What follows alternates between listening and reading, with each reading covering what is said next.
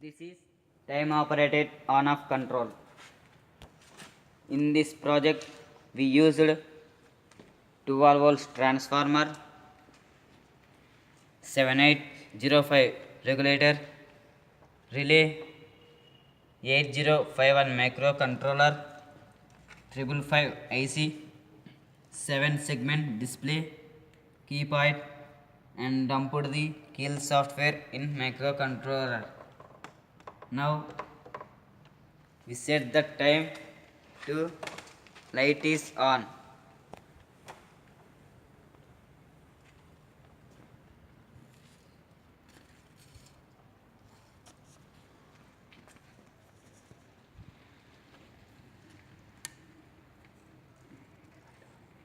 And again the light is off.